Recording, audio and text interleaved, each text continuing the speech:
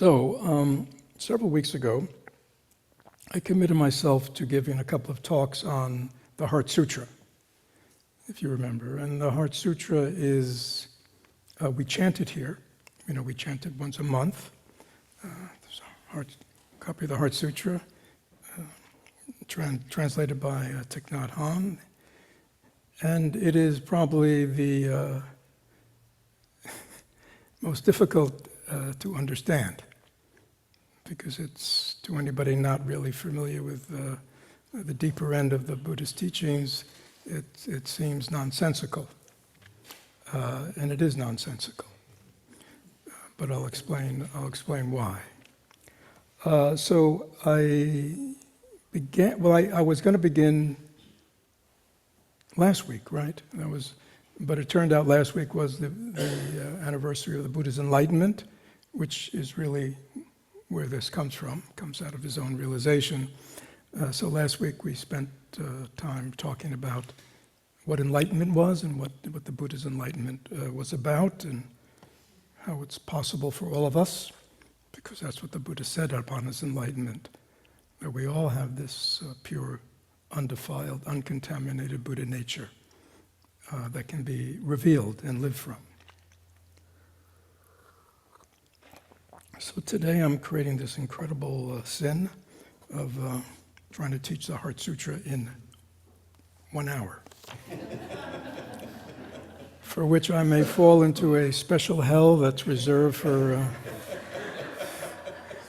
Dharma teachers who do things like this. So I will do my best to keep it simple and not go into everything, and I won't be able to. I'll be able to cover a little, but I want, just for especially, I mean, I know many of you who are members and are familiar with the wisdom teachings of Buddhism are used to this, but there are many people here who aren't members, or this is sort of new, and so I want to explain a little to it. And I'm using a translation that is not our usual translation. So this translation that we use, which right away begins with the dialogue between Avalokiteshvara and Shariputra, it's a little abrupt, but you know, the Buddhist canon is not like other canons, like the Bible. You know, there's like one Bible, right? And somebody, centuries ago decided, what's in and what's out, right? But in Buddhism, it was much more anarchistic. So even of things like the Heart Sutra, which all came from India, there are many different translations, right? I mean, they're all more or less the same, but they're just different translations. And because of which translations came to which countries and when they came, it's sort of what happened. So the transmission of the Heart Sutra, Prajna Paramita Sutra, to Tibet was essentially the same, but it's a little different. And the reason I wanted to use it, it has a little more introduction. It just doesn't begin abruptly, like, Avalokiteshvara, we're looking deeply into prajna wisdom. It begins a little more gently. So I thought it'd be good to. So this translation begins with the way all Buddhist sutras are, which is, "Thus I have heard," which is sort of saying that this teaching was heard by one of the major Buddhist disciples, and because it was for centuries, the teachings of the Buddha was passed on orally. You may not believe it, but there were times when people had to memorize, and they had great memories, and some people had photographic memories, we call photographic. So there was great ability to remember. And then after the Buddha's passing, all his major disciples got together and compared notes and decided, they shared all the things they had heard.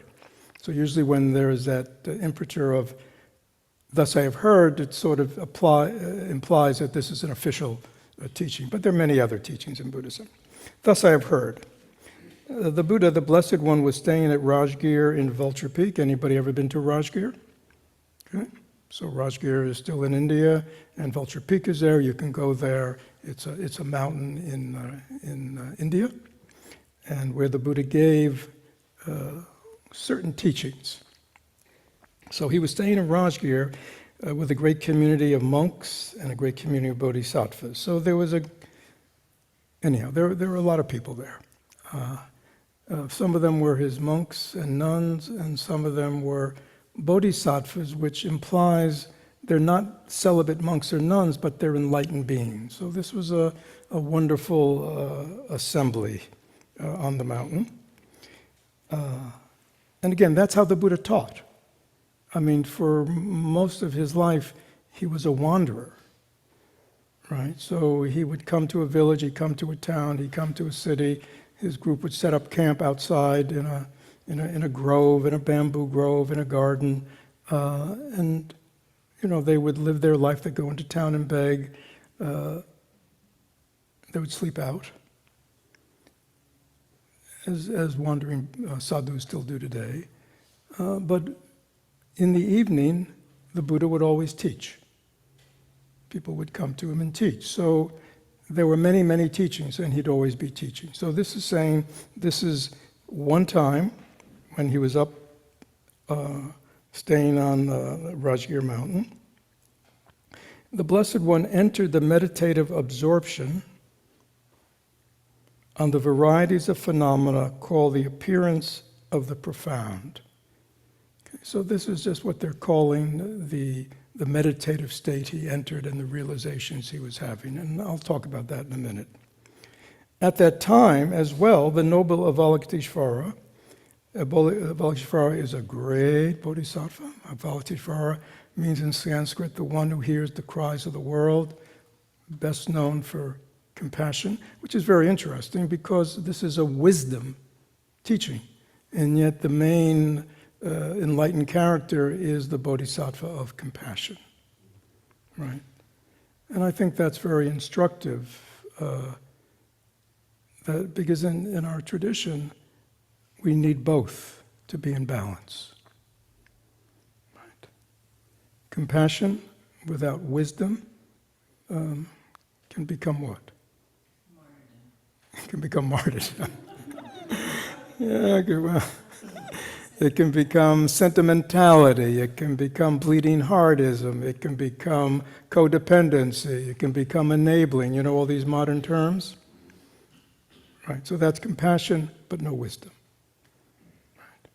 So compassion needs wisdom. Wisdom means understanding the nature of things, understanding how things really are, understanding reality. Now, in the same way that a compassion without wisdom can devolve into, like I said, sentimentality, codependency, enabling, all that stuff we know of.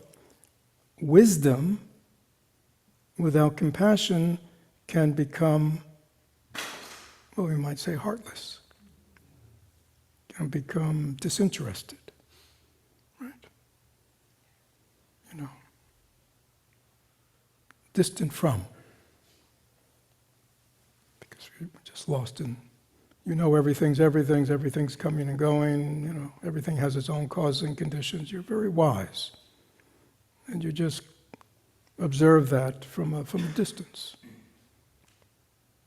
But if it's not balanced with compassion, which is understanding that people lacking wisdom, they cause suffering to themselves and others, there's no reason to enter the world to be of help. So we need to balance both. We need to act compassionately, but with wisdom, so we don't mess it up. Is that true? Anytime we've tried to help somebody and we've kind of messed it up? Made it worse? Totally missed the mark? Yeah, because we didn't have wisdom, so we need both. Anyhow, there we are. So, at that time that the Buddha's in his meditative samadhi, in his meditative deep meditation, Avalokiteshvara was there, the great being, clearly beheld the profound perfection of wisdom itself and saw that even the 5 aggregates are empty of intrinsic existence. And I'll explain that. But basically what he's saying, Avalokiteshvara, in his own meditation, realized the same experience that the Buddha was having. Okay? And let me just explain that the title of the sutra is Prajna Paramita Hridaya. Right? Prajna is this wisdom that knows the nature of things. Right? Hridaya is the heart, the pith, right, of this perfection. Paramita's perfection. So these prajna paramita, these sutras of the innate perfection of wisdom, mind, that the Buddha taught on Vulture Peak, he taught many of them. So there's a prajna paramita of 100,000 lines, of 20,000, 8,000, 2,000. This one I think is only 300 lines. So this is the shortest of these sutras, but is believed to contain the pith. You know, the heart? Like that, the heart, most essential. So this sutra, because it is probably so short and direct, that is very much loved in Mahayana Buddhist countries, very much chanted on a daily basis in monasteries, etc. Okay, so we have the Buddha in his deep samadhi, right? We have Avalokiteshvara entering the same samadhi and seeing that the 5 aggregates are empty of intrinsic existence. I'll explain in a minute, because that's really the pith here.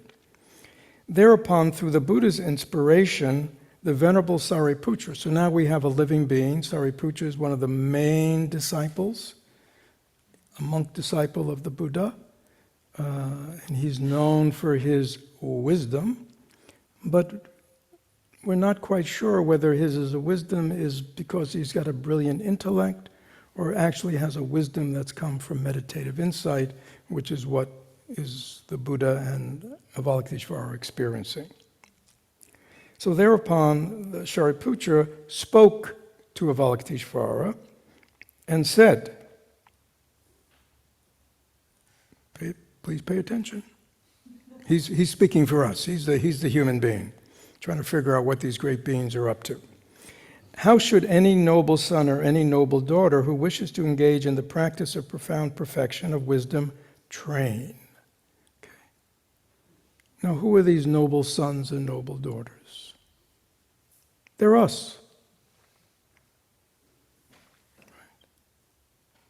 Because anyone who hears these teachings, anybody who has an aspiration to awake, anybody who has the aspiration to transform, anyone who has the aspiration to really follow a spiritual path for the benefit of themselves and others, is a noble person, right?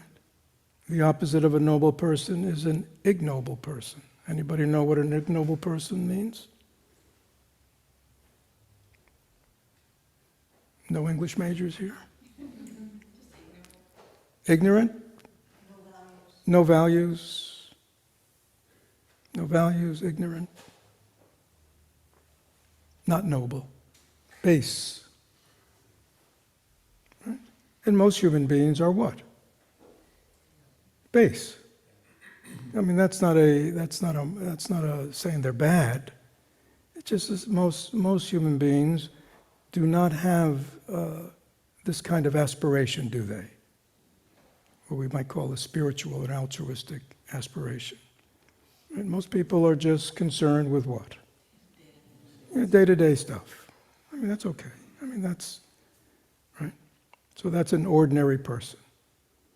So someone who is noble, this is going back to, I guess, the days of nobility, right? I mean, nobility compared to the rest of us who were just serfs, the nobles were what? What? Nobody remembers the good old days of feudalism? What?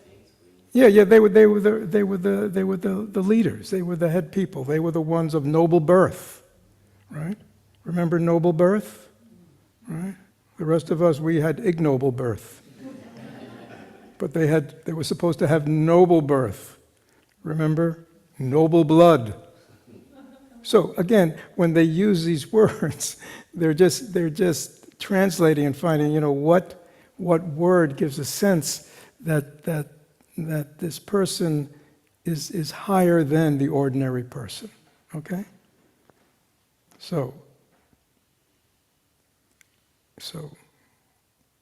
noble people. You're a noble person. It's good to remember.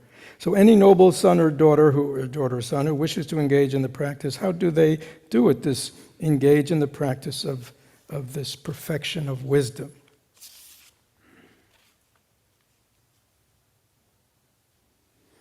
So when this has been said, the holy, noble Avalokiteshvara, bodhisattvas, great beings, spoke to the Venerable Shariputra and said, Shariputra, any noble son or daughter who so wishes to engage in the practice of profound perfection of wisdom should clearly see it this way.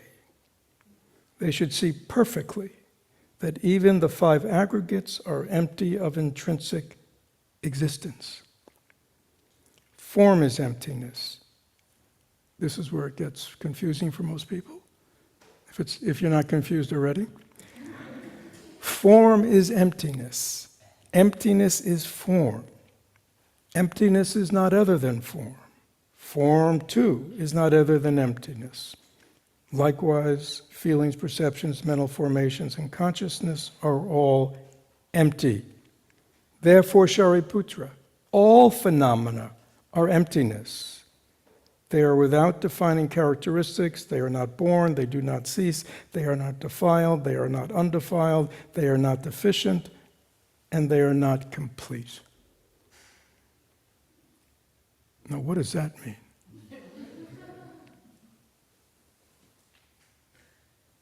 So what does that mean?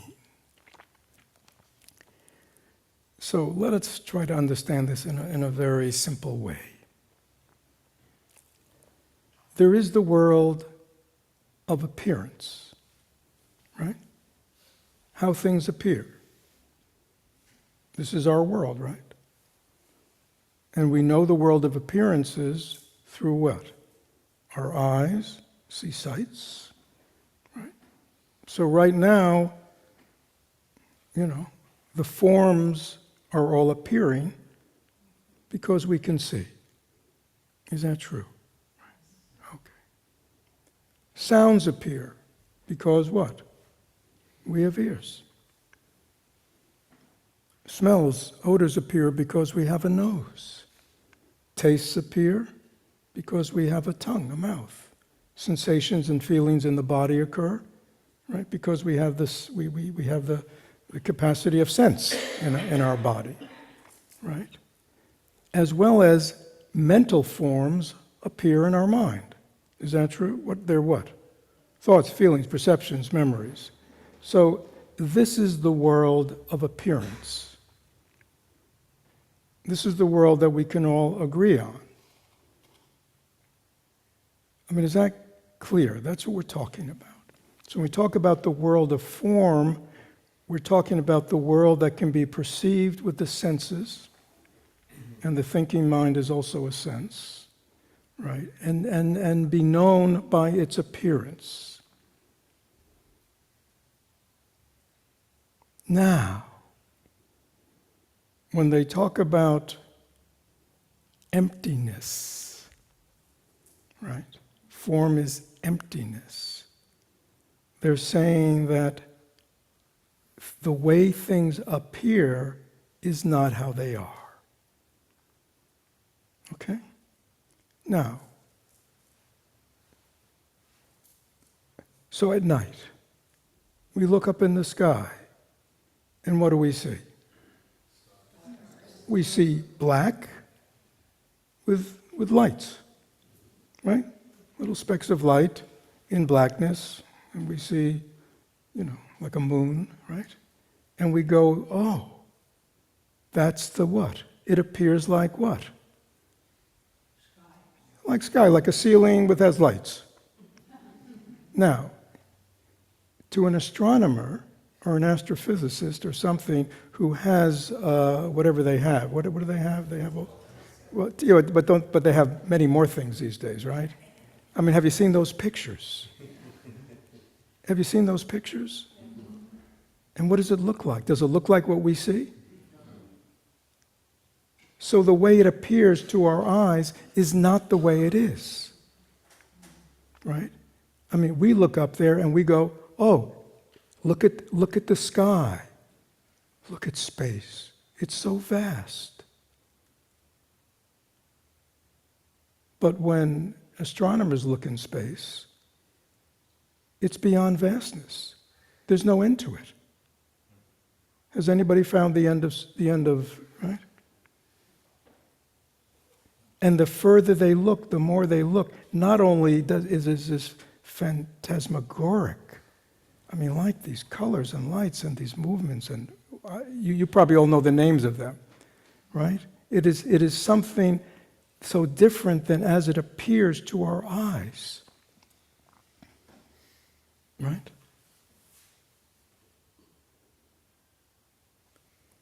Our bodies, they appear what? Solid. It appears solid. Is that true? Is that how it appears to all of us? Your body appears solid, my body appears solid. But when those people who have those instruments, those electronic microscopes, electron microscopes, or what are they called? Endoscope. What? Endoscope. Endoscopes? Or whatever. X-ray. What? X-ray. Well, not even X-ray. It's like, what are those pictures, you know? You know, where you see the cells and you see the, what? Electron microscopes. And what does it look like? Does it look solid? What's fascinating, what does it look like? It looks like those pictures from space. It doesn't look like the way it appears to us. No, we can go on and on and on and on, but this is very fundamental in Buddhism. Things are not as they appear. Why?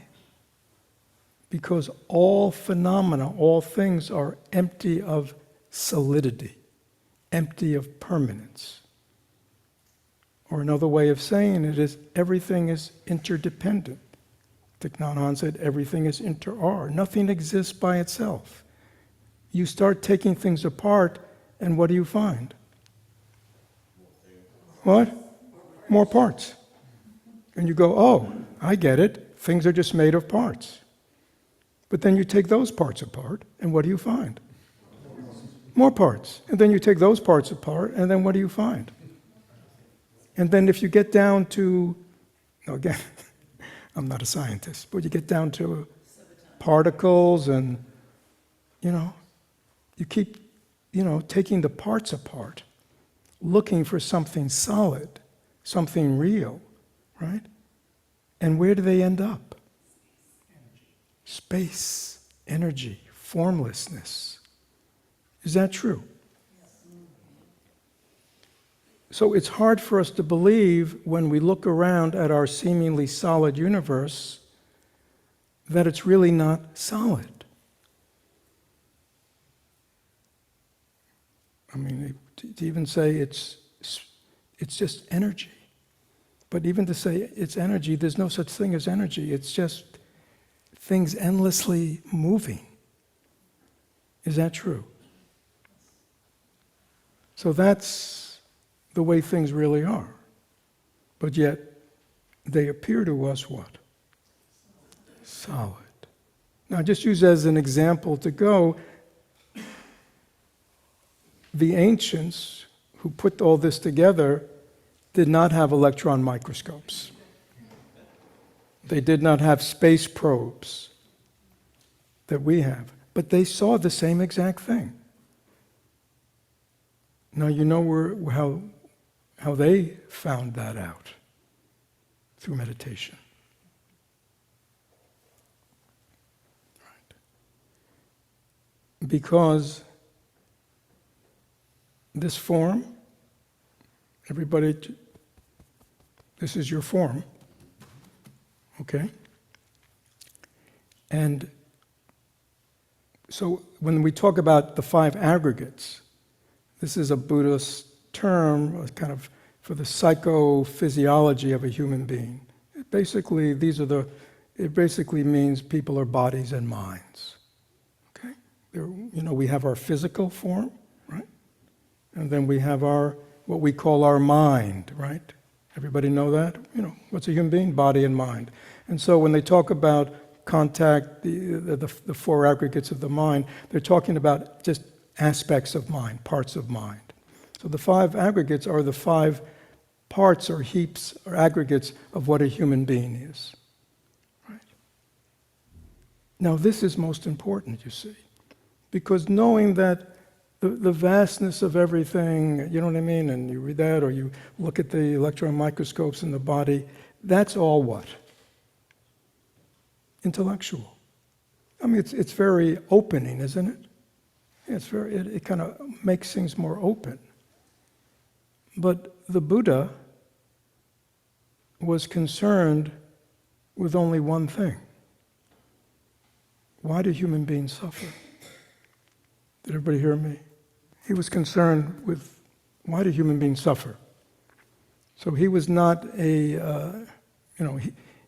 his searching investigation was not based on scientific, inquisition. Right? He wanted to get at the root of why human beings suffering, what a human being truly is. Right? So his investigation had to be to investigate this. And the tool he used was meditation, mindfulness, concentration, insight, the same tools we use. These were his tools. Because are astronomers all enlightened beings?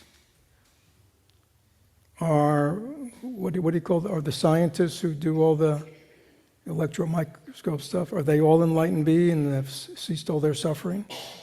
No. So that kind of insight doesn't liberate you. Right? So the liberation we seek from suffering, which means the liberation that we seek from separation and enclosure and constriction, has to be found by discovering who and what we really are. But it's the same thing that we just talked about. I am not as I appear, and you are not as you appear. And yet, it does not deny that things appear this way. That's why that paradoxical form is emptiness, emptiness is form is not other than emptiness, emptiness not other than form, is so important. It doesn't divide it up. This is the world of form, this is the material realm, this is the spiritual realm. Right? You know how many divide it up? Buddhism doesn't divide it up. He says this very world, the world of form, when you look deeply into it, is empty of any solidity, permanence. It's actually made up of everything else. And it appears to be solid. I mean, is that... See, like, we appear like what? We appear like what? Individual beings, right? With names, with histories. But what created us? Our parents created us. They kind of went to the store and got some clay and made something, what? No. Just a couple cells. Cells. Buddhism has its own take on where consciousness came from, but let's just take that. And those cells, where'd those cells come from? Where'd those cells come from? What? From our, what? Mom and Dad. body. I mean, they didn't. I mean, they'll tell you they made you, but they didn't make you. Their body made you. And where'd they get their body from? Anybody know? I mean, did they go to the store? Where'd they get their body from? Their parents. And where'd their parents get their body from? Without end.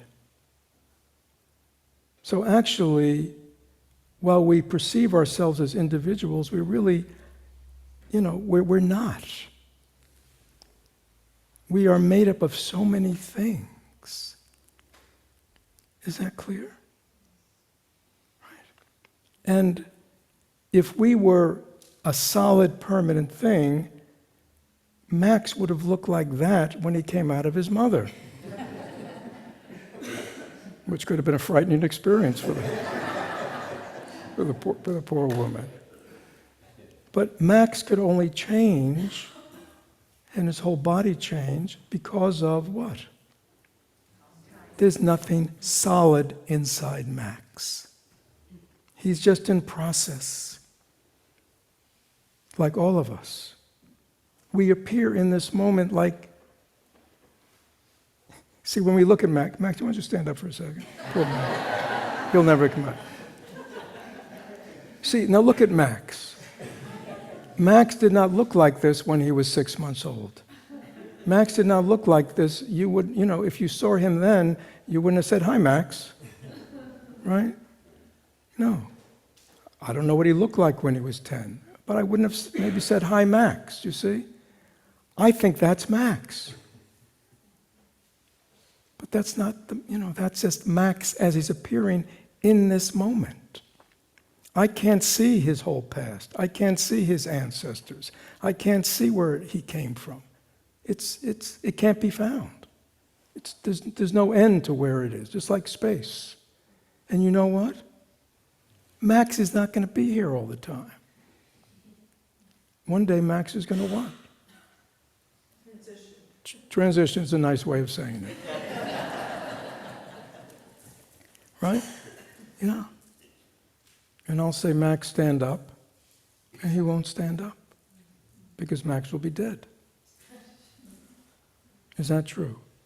But we don't see that now, do we? See, when we look at each other, we don't see this whole movement from birth, from cells to death and continuation. See, we don't see any of it. We just see how it appears when? Right now. In Buddhism, we call that consensual reality. That's the reality that we all can kind of, we experience with our senses. But when we look deeply in meditation, we'll see that there's no solid thing there. So what the Buddha and Avalokiteshvara are experiencing in their meditation is not some out-of-body experience. They're not flowing through space. They're deep within their own mind. And when they're deep within their own mind, looking deeply at all the phenomena that appear, thoughts, feelings, perceptions, including the thought, I, me, mine, you know what they find? They can't find anything solid or permanent. i.e., there's nobody home. And yet there are voices.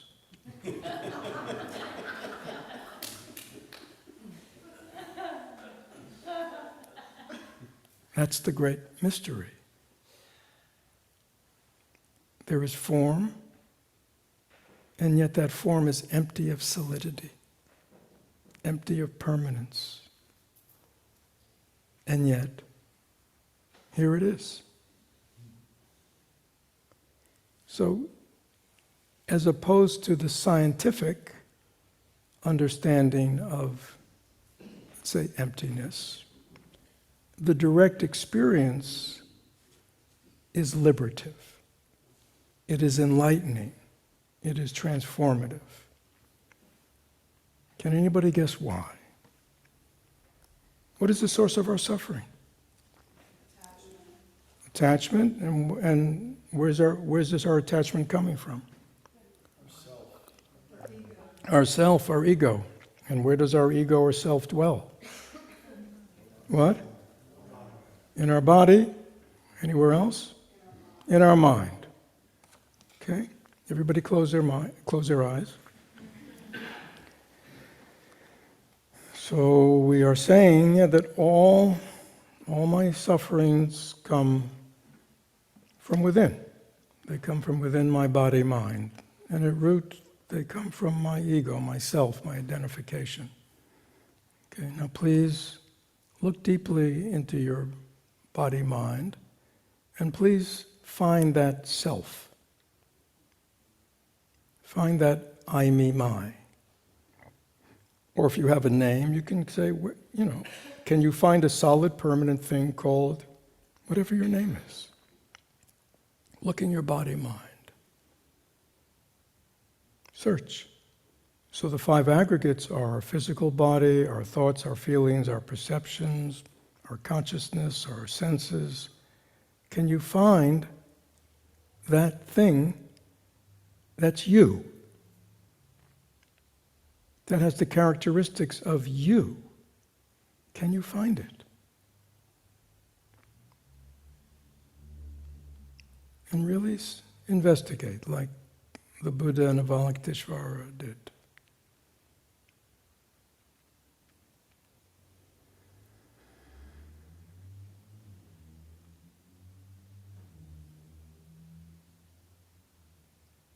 We have thoughts. Where do thoughts come from?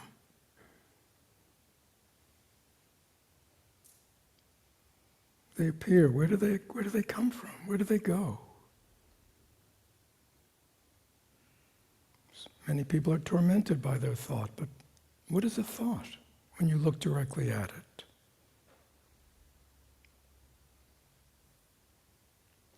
Is it a solid thing?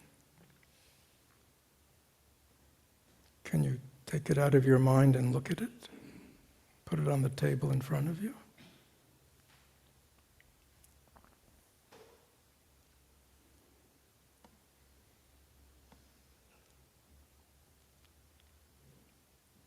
Things appear a certain way. We don't deny their appearance. But what we're trying to see is are they really solid, permanent things? Am I a solid, permanent thing?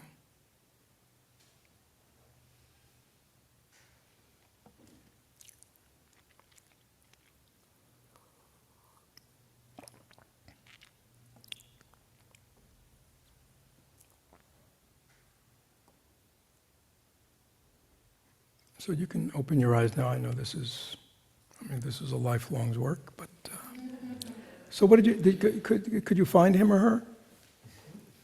Could you? Anybody find him? No? When you went looking for him or her, what did you find? I mean, you all experience, what did you find? Even people brand new. What? Space, parts. What did you find? A series of remembrances. Yeah, just which are what? And if you look at those remembrances, are they any solidity to it? Are they solid, real things, these memories? Can you show me one of them? Why not? Because they're not real. But yet they appear. Right? So it's not like they're see, we don't say that like thoughts, memories, feelings don't have a temporary reality. We do, because you see them. They appear. What we're saying is, but they're not real, solid things. They're just memories. What's your name? Kathy. So a memory, do you have a memory of your dreams last night? No. Well, do you have a memory, but if you had a memory of your dream, it'd be a memory, right? Yes. Is it real? Are your dreams real? Like this is real? But It looks like it's kind of like a flashing picture. right. But when you're in your dream, Does it seem real when we dream? Of course it does. It seems real. But when we wake up, we realize what? It was just, just a story my mind was making up. None of it was real in any real way, yeah? And yet it seemed real. It appeared real at the time. Right? So this is very important. If let's say you dream that you're a high-level executive, and there are people reporting to you, and you get lots of authority, you know what I'm saying? Can you put that on your resume?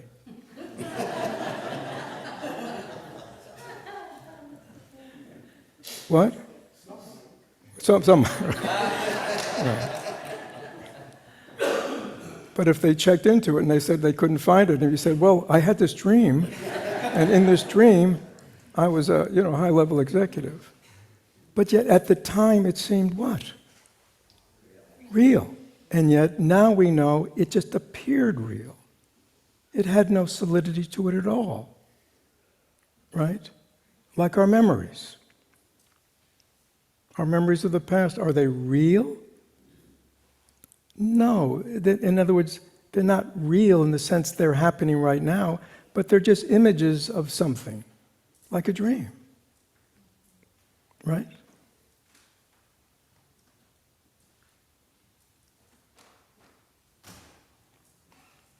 Now, why is this insight have anything to do with the end of suffering?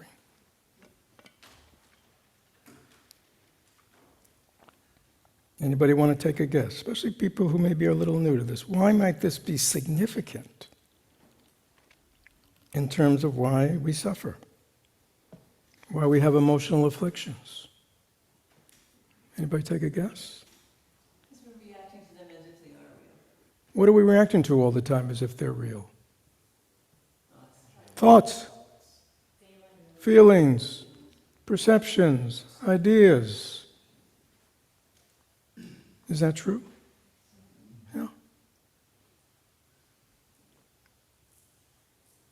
When we know that there's no intrinsic reality, there's only a temporary reality, that allows us to what? Have wisdom. Wisdom means we're not fooled. We know it's real. Right? Somebody tries to sell you a gold coin. This is really valuable. But let's say you know the difference between real gold and fool's gold. Can they fool you? They can't fool you. Right? You know the difference between something that's genuine and something that's not.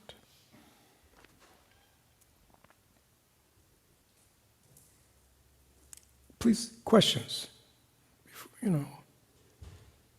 I'm trying to make it very simple and accessible. There's lots of depth and nuance to this. But questions? Or if I confused everybody. Are people confused? Are people confused? Are people what? What are you? What? You're what?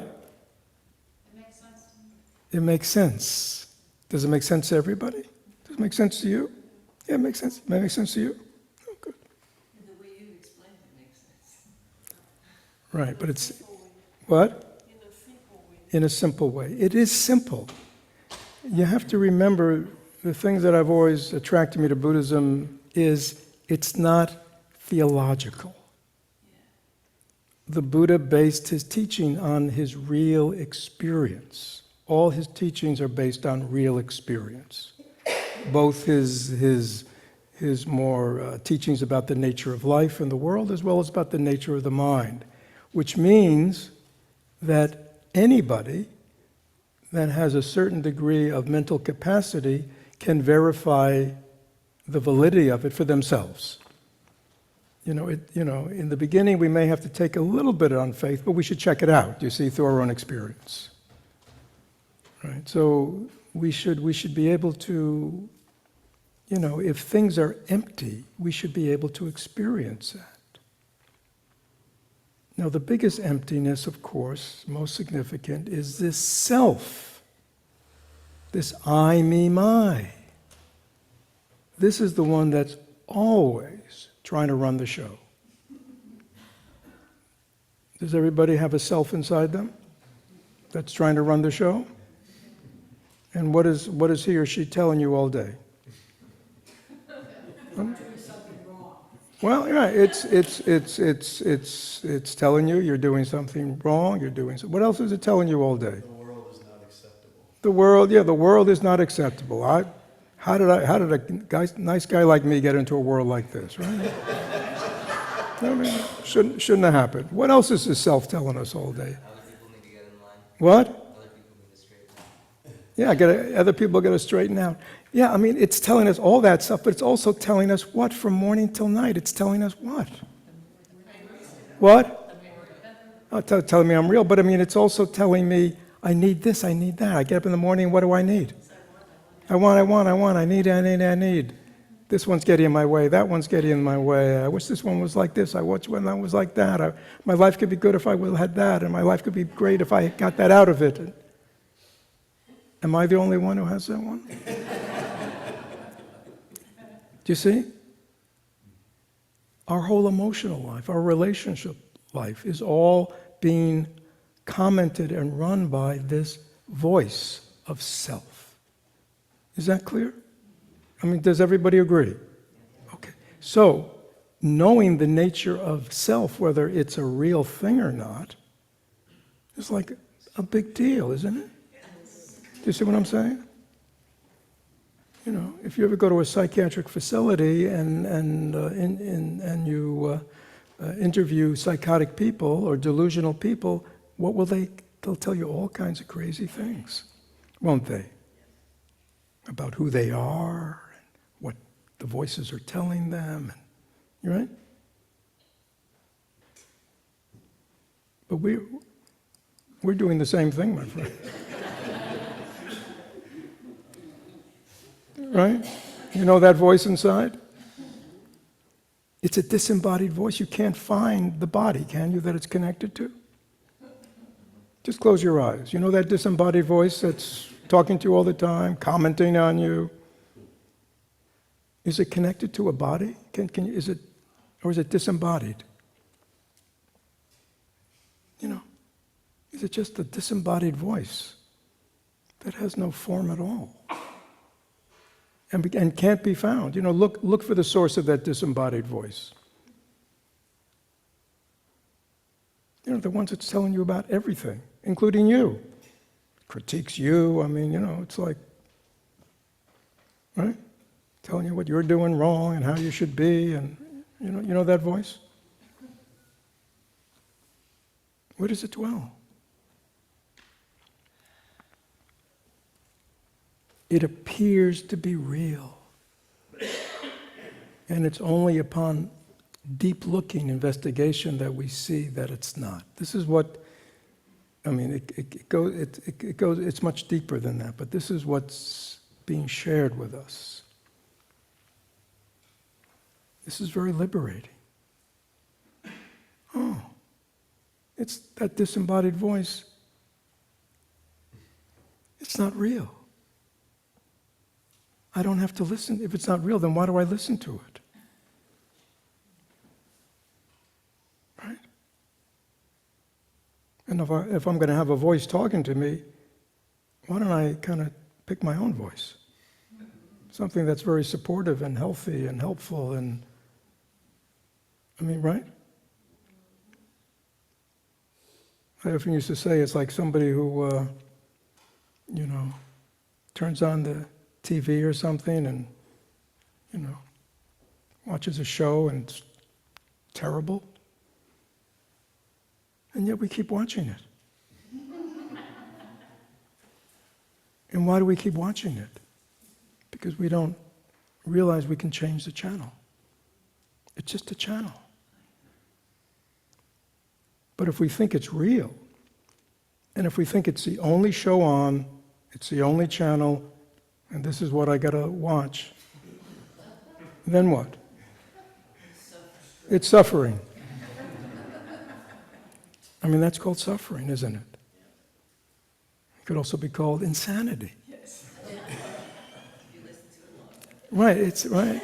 And yet, what's your name in the back? Yeah, you.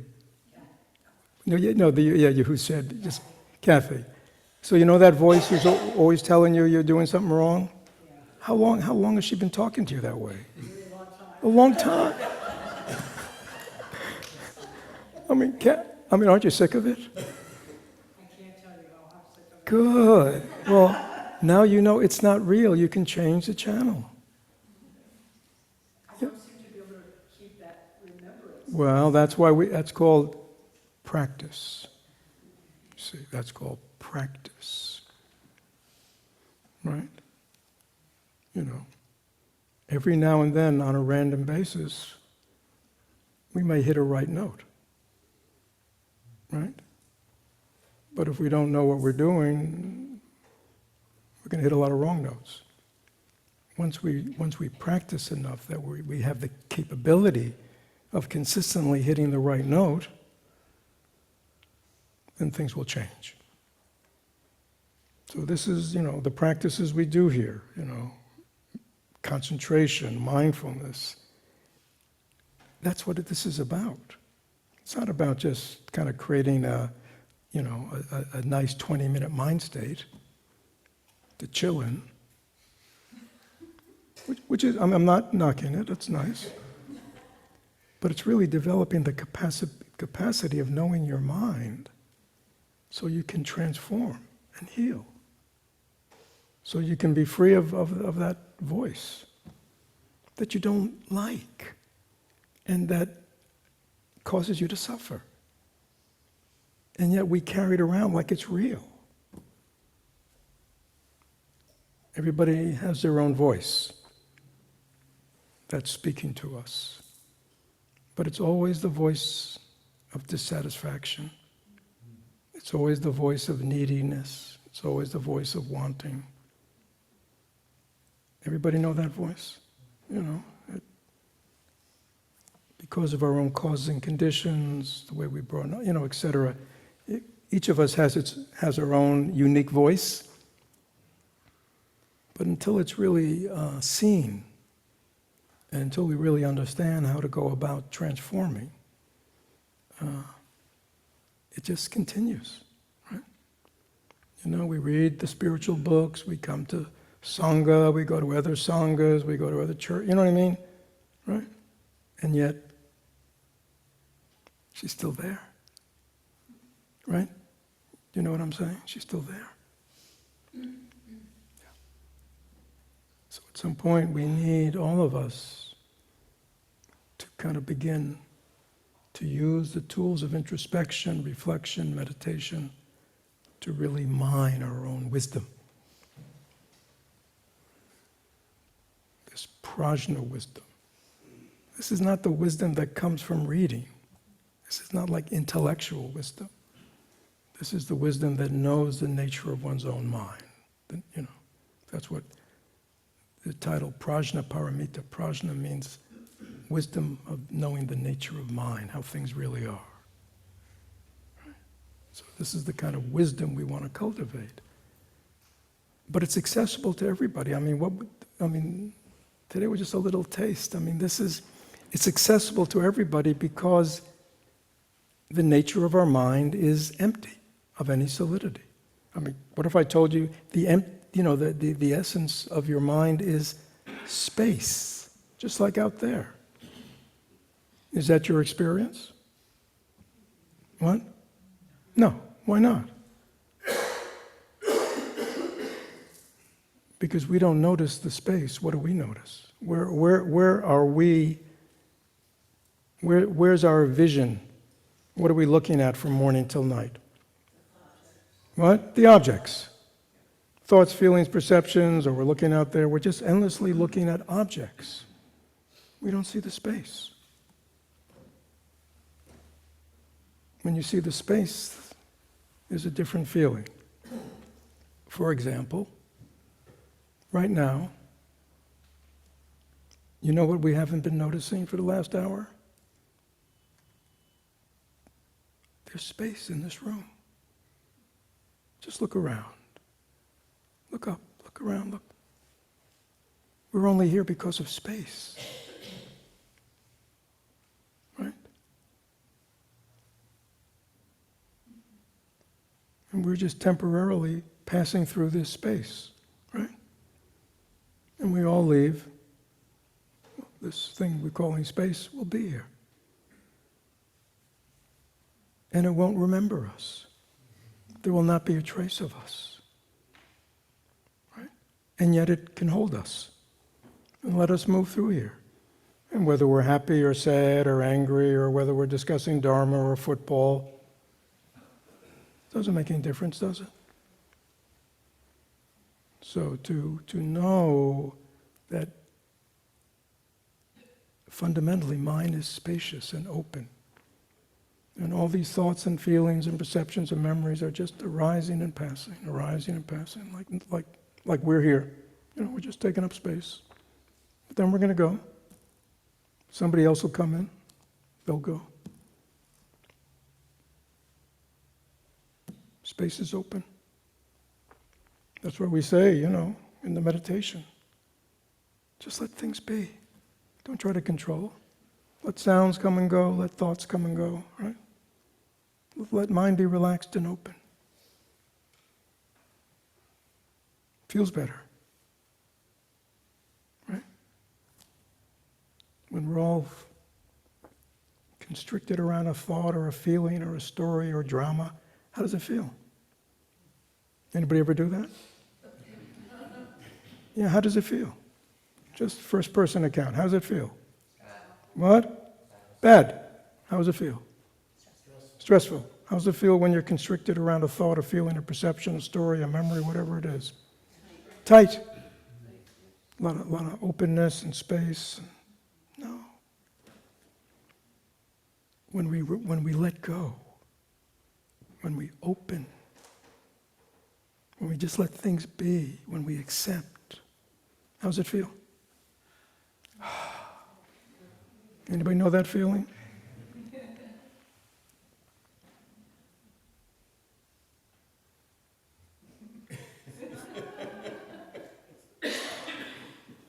We know it. The thing we don't know is that we have a choice. We have a choice. Every moment we have a choice. Do I grab and stay stuck? Or do I let go and relax and be open? Let things just come and go. The past, in Dharma we say what? The past is where? Past is gone. It's not theological. It's science. Is there any past? No. Just something we hold on to in memory. Is that true? Future? Where's the future? See how bright we are? You see? And yet we ruminate and dwell on the past and blah, blah, blah, and we worry about the future and we fantasize, right? And that's all being created by what? Our mind. None of it's real. And while we're doing all that, what are we missing? Life. Our capacity to be happy right now, to enjoy life right now. So there is a price to pay for not seeing things as they really are. Are the kids coming in? You can hear them? You can see them. So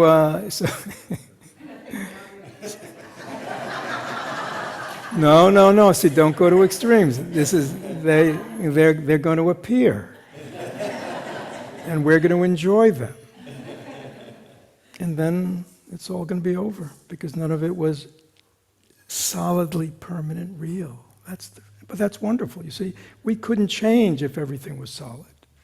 You wouldn't be here if you would always be the same. We're only here because of impermanence, because things aren't solid. I mean, emptiness makes the world wonderful and free. So anyhow, they don't know any of this stuff.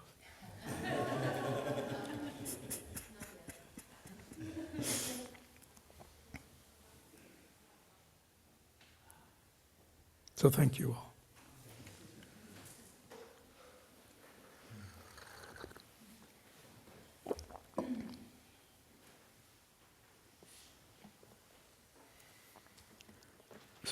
So the kids will come in, they'll give us a little report about what they did.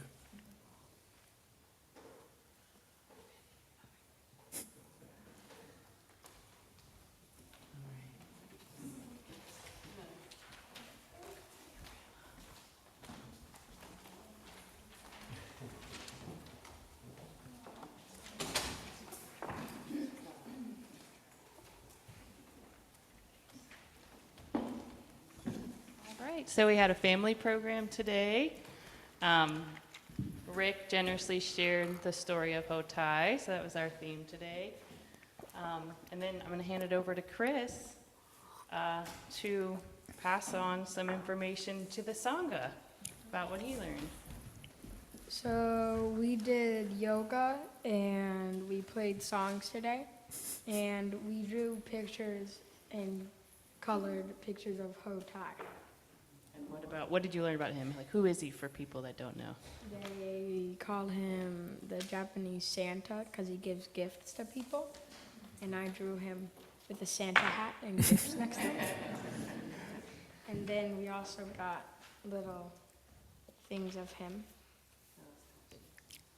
Yeah. From Rick. And then Rick has a... And what does Hotai symbolize? What's his thing? He gives gifts to people. And what is that? If you say Generosity. generosity. Thank you, Chris. All right, and Pat, are you... We have a metta song? Yeah, are you going to lead it? Sure. Ready to go? I don't know about the... Can't have Rick without the meta song, right? Let's see what we got. Mike sees.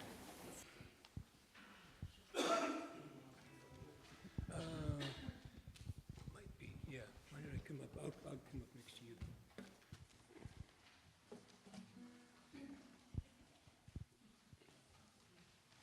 Yeah, so just right around there. We can probably just put it there. You don't trust me, right?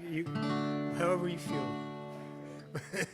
So we'll do the metta song, which many people know.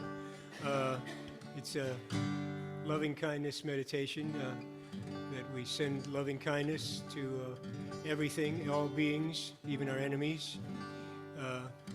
So please sing along. It starts with ourselves, then it goes to everyone that's with us, and eventually everyone. Yeah, maybe down there so it gets the... Put it right here. I bet that'll get the guitar too.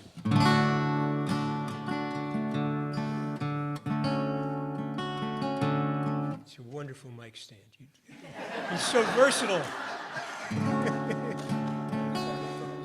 That's great.